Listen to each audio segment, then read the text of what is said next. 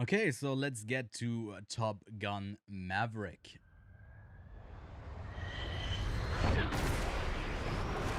After more than 30 years of service as one of Navy's top aviators, Pete Mitchell is where he belongs, pushing the envelope as a courageous test pilot and dodging the advancement in rank that would ground him.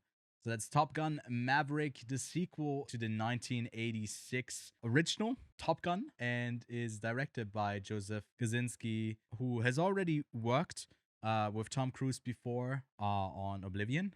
He's also worked with Miles Teller before in Only the Brave, which I've actually seen. It's a firefighter movie, pretty solid and emotional. Well done. So I was already kind of keen for someone to take action to the next step, and I think he delivers. We can take that up front. And he's also doing an upcoming movie that we talked about on today's show as well, Spiderhead, that's releasing on Netflix in 2 weeks. We have two returning characters.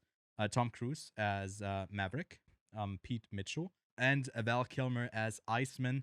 There are only two returning characters. All the other people showing up, including Jennifer Connelly, Miles Teller, John Hamm, are all new additions to the cast. I guess apart from Miles Teller's character being the kid that we've already seen in the original Top Gun movie, the kid of Goose, that is, which he appropriately named himself Rooster, which is interesting. Yeah, Top Gun Maverick sees Tom Cruise return into the cockpit after a 36-year-old break. At least, I guess, in the real world, because he's been really busy in the Top Gun universe. I guess, getting busted. Tom Cruise is also no strangers to hanging himself from planes. Sometimes he likes to do that. After a 2 years hiatus in this film's release, it finally hits the big screen, and it is a confirmed hit, I'd say. Drawing huge box office numbers so far. I think mainly on the basis that it's gotten phenomenal word of mouth. I think its current Letterboxd rating is a 4.2, which puts it at spot 169. Nice over on Letterboxd. It has an 8.7 on IMDb, which puts it in a range of somewhere between spot 17 and 12, which is crazy. On Metacritic, it's also very high. It's a 78, but just goes to show that you can still have big box office successes. A smaller success story would be Everything Everywhere All at Once, kind of maintaining that growth. But here you also have the first movie for Tom Cruise to gross over 100 million in the opening weekend. He's never really had a movie that opened that Wow. big, which is crazy to That think about. surprises me. Special about this production is that it really focuses on not tarnishing or lessening the overall story by having just characters wobble in front of a green screen and have like a cutout of a cockpit there and call that an action movie. But they actually give the actors, or they insisted, especially Tom Cruise insisted on everyone getting training and actually flying the planes themselves, and you can see that in the performances really comes through. And I think that's what drives so many people to really give this a warm recommendation to everyone to go see, because it is a real experience in an actual theater to go see. So And not only should you just go see it in a cinema, if you can go see it in a Dolby IMAX, Atmos yeah. IMAX biggest screen you possibly can, it Hmm. is definitely worth that little bit extra money because all of those shots that are in a plane look so much better. And if I can say so, just quickly, I'm not spoiling anything, but the whole opening, there's there's a song, and the sounds of the jets just get you so amped up Yeah. that even if you don't produce a lot of testosterone or no testosterone at all, you start to pump testosterone through your body. Like it's a whole nother feeling that this Yeah. film can start giving you just within about 5 minutes of it Vibrations of opening. testosterone just enter your body when you sit in that theater. And I think Oh IMAX yeah. is especially recommended for this because, you know, technologically, this is also an advancement in a way, because they put uh, cameras onto the planes, right? That I guess I'm already getting ahead of myself, but that all of the actors had to kind of do themselves. They had to do audio, they had to do the touch ups for makeup and stuff like that, because they were alone in the cockpits. And I think, if I'm Mm. not mistaken, those cameras that were mounted on there were IMAX cameras, which is super surprising to me. I don't know if I'm totally off there. I'll correct it in video I form if it's wrong. I But can't see that being true yeah, because that would be IMAX cameras crazy. are massive. So big. When it comes to shooting action, it's groundbreaking. I don't think no harm to it at all. I don't think it's groundbreaking in any way whatsoever when it comes to the plot. It's pretty generic overall. I think it also really capitalizes on the original being quite a bit of a cult classic. So there's a lot of callbacks in the music, in the way that certain stuff is made. There's a certain scene that involves sand, and it's not coarse. It's actually very sexy. Uh, that a lot of people are gonna enjoy. I had a good time with it as well, and I thought it was funny to just acknowledge, I guess the hit of that, or the iconic nature of the original with it. Overall, I think like it's all caught up in the pissing contest of the shenanigans you'd expect from a testosterone fueled locker room talk from a bunch of cocky army guys. And those scenes like the ones that I'm like, okay, let's cut those, let's do more flying please. And then the whole dynamic of, I guess, having a not a surprised surprising son, or like a lost son, but that whole dynamic between Tom Cruise and Miles Teller's character, I think, is something that gets explored in an interesting way. And then we got the obligated romance subplot that, for some reason, the romance is kind of limited to crossfades. Apparently, the movie thinks that's the sexiest thing ever made. It's very PG, and made me laugh a couple times the way that they used crossfades a bit too much, I'd say. But yeah, that's that. We also got Val Kilmer returning as Iceman, and in what I'd say the best scene of the movie, at least one on the ground. And I think with that, I've already given a lot away of what I think about the movie. What we can also say is that for some reason they still managed to shoot the entire movie in the golden hour orange sun aesthetic. Mm-hmm. Actually made me chuckle when the opening credits, when like the opening logos came on, and it's a Paramount movie, and you see the Paramount logo, but it's like a sunset. It's an orange Sunset. tinted sky. I was like, that's funny. That's self aware. Without further ado, Lachlan, let's jump into spoilers for Top Gun Maverick. So if you haven't yet, the film is currently playing in theaters, and it's really worth the spectacle to go give it a watch. So I'm ready. Lachlan, what did you make of the film just generally? I think you really enjoyed it. Why is that? Explain yourself. Why do you enjoy an action movie with Tom Cruise? Just the pure love of the man. That's all it is. The pure Yeah. love that he puts into pushing cinema. I'm taking these glasses off. They fucking suck. There is something that Tom Cruise does that just makes me excited to where he pushes cinema and where it can go. Because without Mm-hmm. him pushing for how this film was made, it's not the same movie. Because Yeah. Top Gun Maverick has done something that's going to ruin every other World War II plane scene or any plane scene ever. Exclusions apply to Dunkirk because Yeah. Christopher Nolan, you dirty dog, Pixar's you made it look been good. real quiet about that plane sequel. Oh yeah, but let me just say the reason I enjoyed this film so much is literally just the plane scenes. Now I completely agree. Yeah. Story lackluster. There's not a lot going on there. Enough to keep you engaged, enough to keep the story flowing, and enough to make you feel a bit of hatred towards certain characters and yada yada yada. Yeah. But the entire show is in the air. That is where Yeah. they are showing off some of the coolest moments. Now, every part of it, obviously, at the start, you've got the. We doing spoilers? Yeah, we're doing spoilers. We're doing spoilers. Yeah. Yeah. Stealth jet flight, sick, awesome. Take it to That shot, 10G. Yeah. Ed Harris out get as he takes off and just blows. Mm. I was just ready to get in the air and start flying with him, taking it to 10 Yeah. Gs, then him just pushing it, and then boom. Thought that was a bit rough, but hey, forget about it because from there on out, I was like in Danger Zone, comes on in the opening. Mm-hmm. Man, I was just so ready for this entire film. It just seemed to do what X did previously with one of our other movies that we've watched, where it's like it's taking that feeling of that era of movie, So it's Hmm. taking the original Top Gun's essence and feeling and giving it a modern twist where Yeah.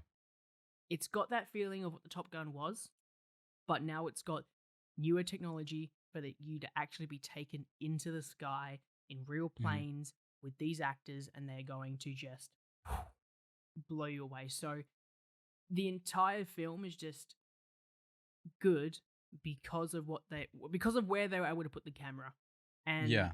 I think that there's no way I can watch any other plane scenes from here on out because even though this is very expensive to do, which I think it was costing them like $11,000 a day. Yeah. Just to No, get it sorry, an up in the hour. air. I think it was Oh wow. to get the Yeah. planes up in the air for Yeah. them to record. But hey, fuel prices at the moment quite expensive. So Yeah. honestly, like it is insane to see what they did and how they were able to put the camera in those planes. And as I said, Tom Cruise is single-handedly saving cinema. It's not A24. He handed it off. It's Sorry, actually yeah. it's Tom But no, Cruise and honestly, like it's a Scientology. fucking entertaining film. Yeah, I agree. It's super entertaining. Although I think that the like locker room type of stuff you could definitely scale back on it. I think the like it's basically a heist film, right? At the end of the day, Mm-hmm. because like they prepare for a mission, execute mission goes slightly wrong. How are we gonna get out of this alive? That's the whole movie, and I think especially those training scenes. For some reason, like they obviously don't have the same terrain, but the way that they go back and forth between like the lines they have to like on the computer that they have to fly, that stuff was super exciting, and that actually goes a long way to make training sessions that exciting. I think they did that super well. But as soon as we were on the ground, I mean I love Jennifer Connelly, but again it wasn't as invasive as in the first one, but the romance subplot was again a bit much. I think there was one person you said that like the explosion with him, that was a bit like they do that twice actually, where like Mm. he crashes, we don't see him, he's actually alive. So yeah, and he Ah, also like has the movie star look of like obviously I'm not bleeding or anything, keeping this PG just a 13, bit just dusted a bit up. That's all roughed it up. is. Yeah. Yeah. Um, but someone in my theater was like gasping when it exploded because she probably thought he died. And to me, that was the funniest concept, to like someone going into Top Gun thinking 50 minutes in or 10 minutes in that the lead Tom character is Cruise going is to dead. be killed off. But I did watch it with a friend of mine, and she said that like she was actually hoping in that moment that, oh, maybe potentially, she obviously wouldn't do it, but it would be interesting to kill him off and then move on to more characters, especially because later on he's such a big focus of the story, which makes sense. It's called Top Gun Maverick. Obviously it's his movie. But if Miles Teller's character would have been put more into the forefront, I think that would have been more interesting to me, because I think that Maverick doesn't have that much to offer besides being a maverick and not giving a shit about people and just doing whatever you want to do because you know better. So, You just got to prove it to people. And so I like the flight scenes. I don't like everything surrounding it. It's such a locker room culture. Uh, but yeah, unfortunately, Ewan, I don't think there's a yeah, single multiverse where Tom Cruise isn't. dies. Like, Oh, if it's any situation as what happened with the Mummy a couple years back, he took yeah, over this film, and there was no chance that like as yeah. soon as they Obviously said not. in the Yeah. film that you're not flying it, I went, no, he's gonna end up flying in this run for some Hmm. unknown reason. So eventually, when he is like, yeah, you're gonna do the run, I went, yeah, of course he's going to do it. There was no chance in my mind that there was no point where I thought Tom Cruise is going to sit back on this one. No, of course he's going to do the bombing run at the end. So Yeah, yeah. That was yeah, it's obvious as it's well. it's a Yeah. bit unfortunate with the Tom Cruisiness of this film because I just Hmm. know that one, he's not going to die. Two, he's going to be in every fucking scene. Three, the man can take a bazillion punches and he will never go down. Yeah. He's literally God. Like Tom Cruise is Also, literally God. well, in Scientology maybe. And four, if you've probably seen the corridor digital deepfake type of stuff that they're doing with Tom Cruise. Yeah. For some reason, he looked like a deepfake in this movie. It's like, I don't know. And they also put like an orange layer onto his skin. It was, it was so Interesting. weird to see him the whole time. I don't know. He didn't look real for a lot of it.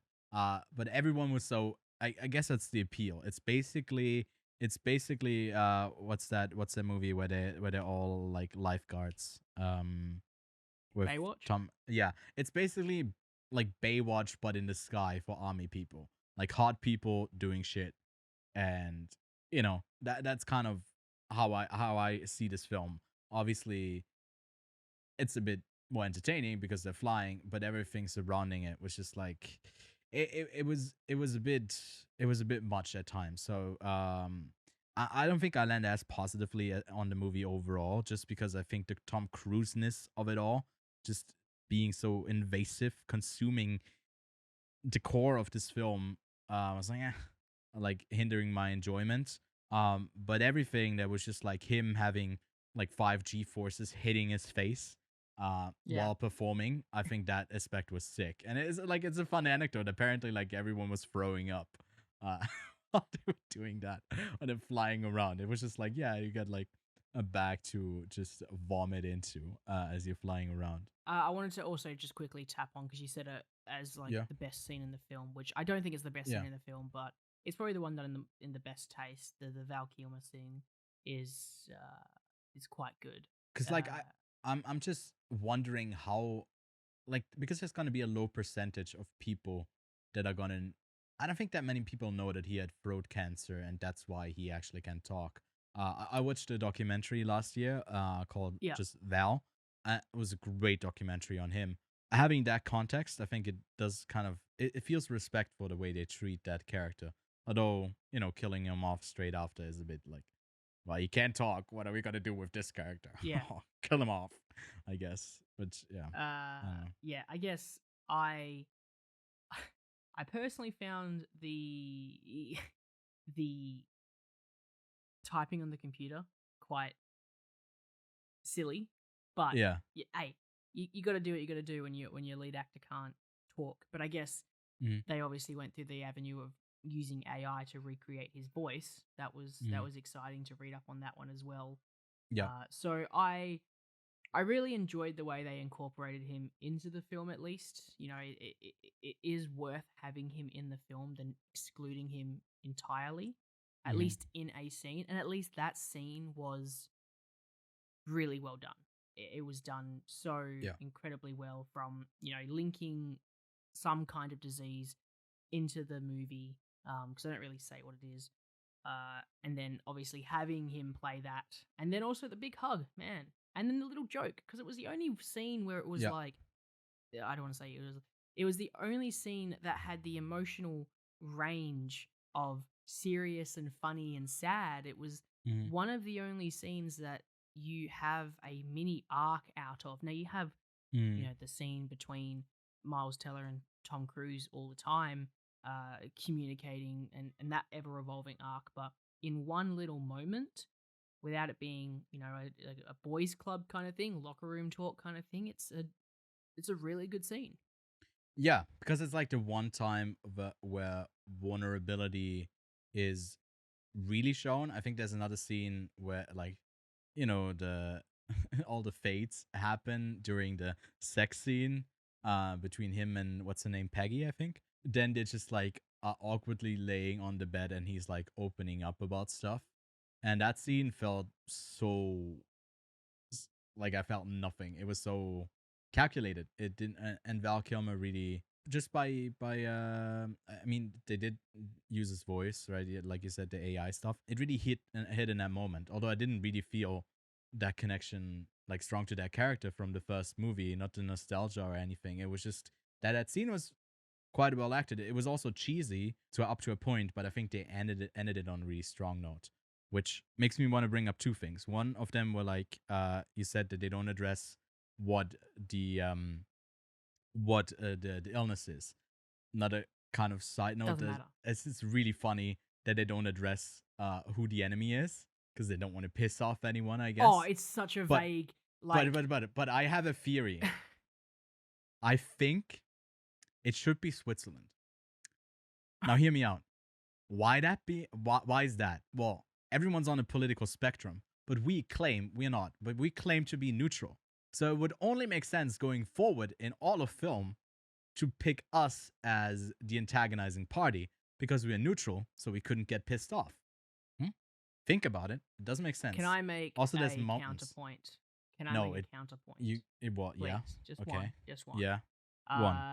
The closest body of water that's bigger than a lake is literally Italy or southern France. So you're telling me that the US went through a whole country to get to you? Yeah. You're not surrounded by an ocean, Ewan. There was a whole naval ship. Unless you're telling me that it was in. Hang on. I know. Well, I don't know what one of your lakes are called. I can see. Well, It it here. would be in the mountains towards the south, so Sway's. Oh wait, no, that's that's just Lachlan. Lachlan. Well, Lachlan. that just be next to Geneva. Yeah, it could be. Looks like a. No, it By the couldn't way, be that that one. looks like a banana. It does look like a banana. It's a It banana looks like a lake. banana. Yeah. Banana head. No, I just. Why it doesn't matter. Logistics. Who cares? So I feel like it was because at first I was like, Ruining I my wonder dream of who being the bombed by villain Tom is going Cruise. to be, and then I feel like it was originally Russia, but then Russia actually ended up being the bad guy in real life. So Who'd have that then they thought? stripped it. Yeah. So, but I mean, look at it. Like if you look at Russia, it's got It's the obviously water Russia. that you can go on. You got heaps of mountains. It was snowy, and all of the bad guys had different hand signals. So obviously they aren't speaking. And famously, Russians have weird hand signals. Yep. Have you ever seen a Famously dash Russians. cam video from Russia? They do weird No. stuff. So Oh really? Oh. Yeah, So well- it has to either that or it's Canada. no, it has to be Canada.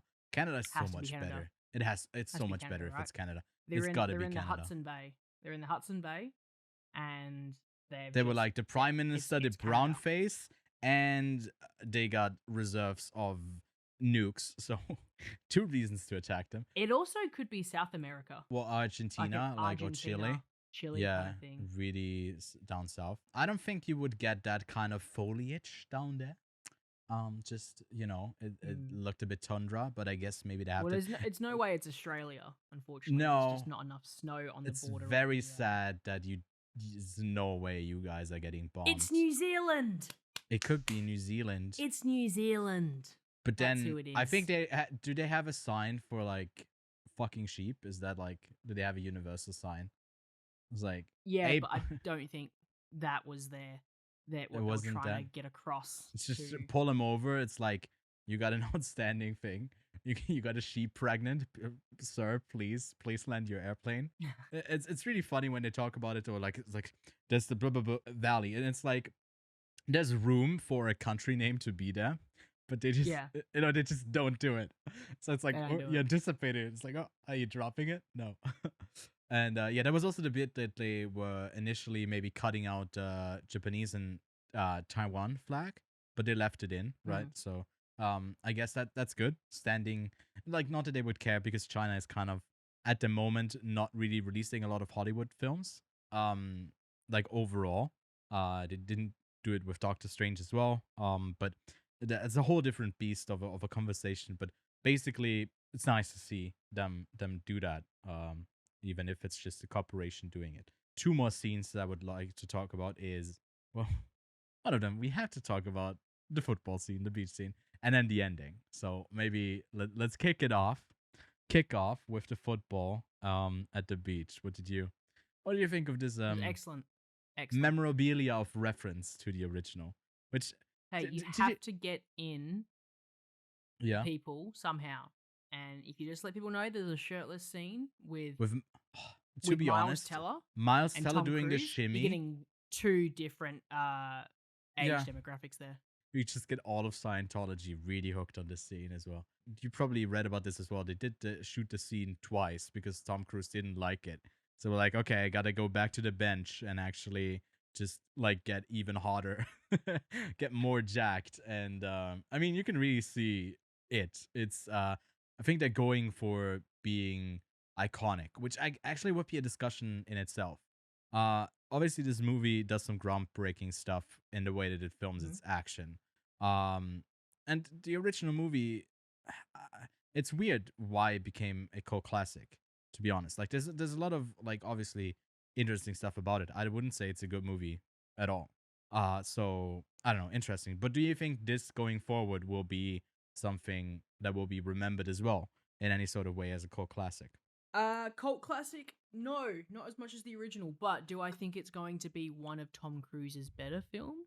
Yes. Yes. Yes. I think that it's not going to. I mean, I think as a if we're going to look at this decade, best movies that have come out or are going to come out, this will be one of the better ones because it has put forward a really cool vision of what flying scenes can be. So Hmm. cult classic? No, because plenty of people are seeing it. But Cult classic only for Scientology purposes. yes. So no, I'm not gonna say it's a cult classic, but I am gonna say it is a success. Yeah, definitely. Just from the financial side, it's crazy to think that Paramount Pictures is at the moment the most successful studio in the US. They currently Yep. have a market share of 22.9%. Um, Wow. which is crazy. They've sold 14 million more than the second biggest studio, which is Sony, as of right now in the year. So obviously there's going to be Damn. some bigger movies releasing later in the year, but they had Scream, they had Sonic, now they had this. So I think they also had that movie, not Red Notice obviously, but the one with Brad Pitt. So yeah, big stuff for Paramount. Surprising that they're doing this well, which is great to see. And I guess let's end our review with the ending itself and that whole execution of that, I guess, really exciting 40-minute ending scene. So what did you make of that? Obviously, it's culminates in the best aspects of what the film has to offer. But I just didn't think they could get better, but it got so much better. It got so much better. Like all of a sudden, it was just crazy how cool these flight scenes got, especially Mhm. where the taking off, or at least the last battle in the Tomcat versus the fifth gen fighters. It was Yeah, just it was cool. It was in the same. It was in basically the same plane as the yeah, original. It was just so much fun because obviously it was cool to see them in those were they F-18s? I think they were planes mm, when they were training, but to have them, you know, at least Miles Teller's character Rooster out of his comfort zone in old tech, but to have Maverick in his prime, essentially, where he's most comfortable in one of those planes, mm. was super exciting. So I feel like the ending for me was just a top, Top good way to close it out. Top uh, gun. Top Gun. Yeah, Top. That would have been a perfect tie to talk about the gun films, but we won't do that in this episode. Yeah, Uh, just in different pronunciation. I wasn't a fan of the very end when it's like a Deus Ex Machina kind of saved from that other dude that yeah. was kind of sidelined. Um, because like obviously it needs to. It was like Return of the Jedi type of vibes when they return, and it's like, ooh, everyone's clapping and celebrating. But to me, it would have been interesting if they explored that dynamic between Miles Teller and Tom Cruise a bit more, and they didn't. Hmm. It was a bit So everything on the ground, again, apart from Iceman, I thought it was a bit like and stuff up in the air, apart from being saved by nothing. Uh, what was super enjoyable. But at that moment, I was like, oh, are they gonna kill both of these people off, and it's actually not gonna like end in some happy ending type of way? Because like obviously they didn't want to repeat just like him going through the same thing of like his co-pilot dying. They couldn't do that to him.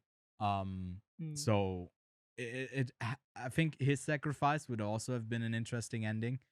So to me, the ending was a bit like, come on, give me a death, give me a death, please, give me a death. I need something to latch onto. But maybe that's just me being sinister.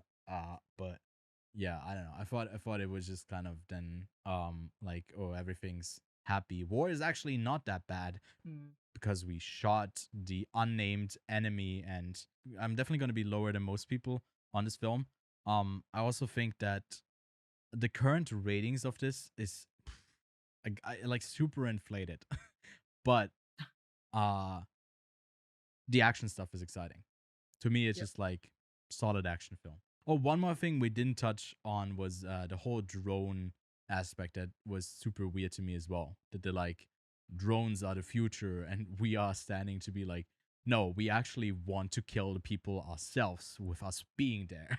It's such See, a weird argument to make. I thought that was going to be the avenue they were going to go down, where it has to be Fighting against there's not like an drones. evil, like there's like, hey, so we're going to close the Top Gun division, and then Tom Cruise is advocating for it, where it's like, no, we're gonna you versus the machine, and I was like, Mhm. that would be such a sick idea, right? It's Yeah.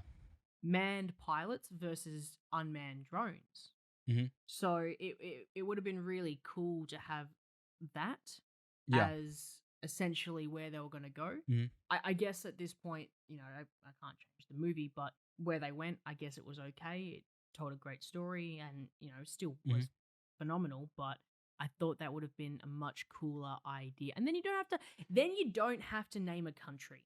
You can just go up against yourself, go up against a general that doesn't like you because there's two of them that clearly don't like him. Ed Hmm. Harris and what's his name? John Uh, Hamm.